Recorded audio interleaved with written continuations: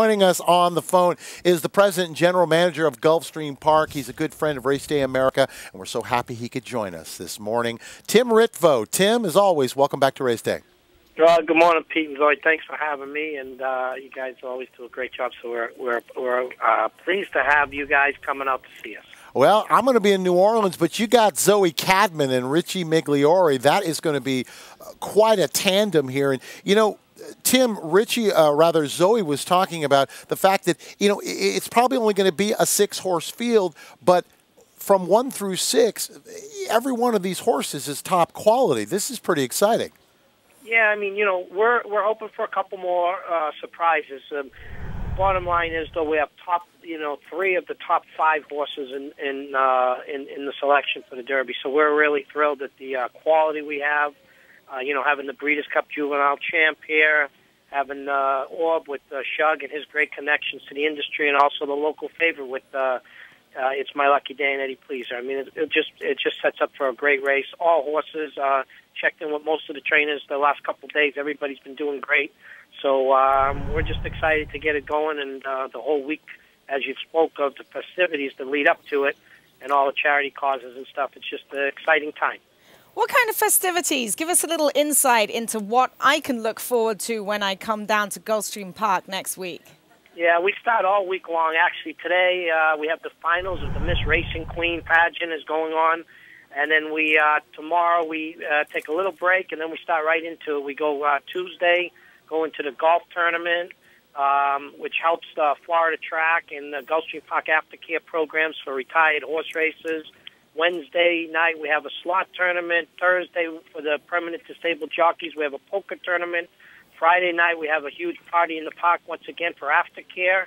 And then it leads us right up to the big day on Saturday. So we keep people busy all week long. So if you come in early, we'll have plenty for you to do. I'll be there Thursday night with bells on. So I'll be game on for anything you have for me.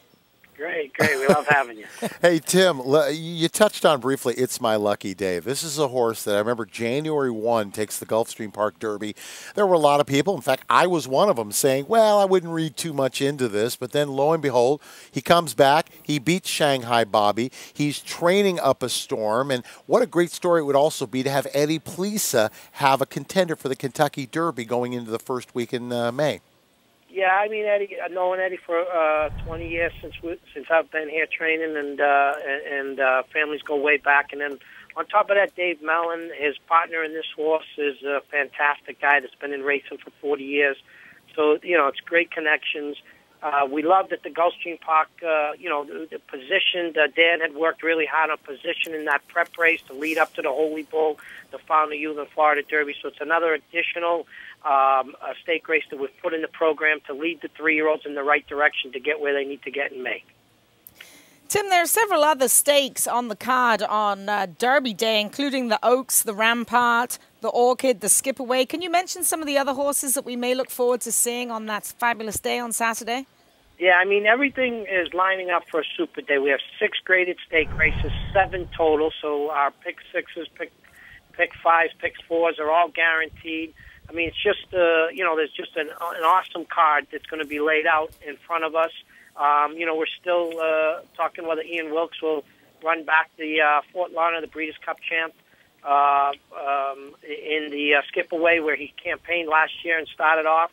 So I'm just kind of excited. Dan and the office has done a fantastic job lining up everybody to get ready to go. And it'll be a card to remember with huge pools and lots of fun. Tim, I was lucky enough to be there last year for the running of the Florida Derby, and the one thing I took from it was not only was it an amazing day, but your facility. I know it's been a long time coming. There have been the critics that have said, well, why didn't this happen? Why didn't this happen?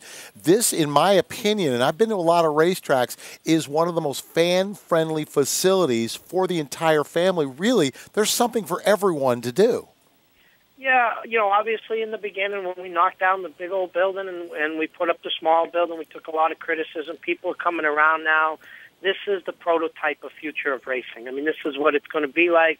We still have a lot of expansion to do and to make it right for these big days. But this is what we believe is the prototype of racing. And customer service and fan-friendly experiences. We continue to see new visitors all the time, kind of grassroots effort to continue to grow the business and have people have a fun day, an entire day out at the facility where there's no rush to leave after the last race. Everybody kind of hangs around, shops, dines, and this is kind of where it's at now. And everybody's kind of getting used to it, and people are really getting comfortable around it.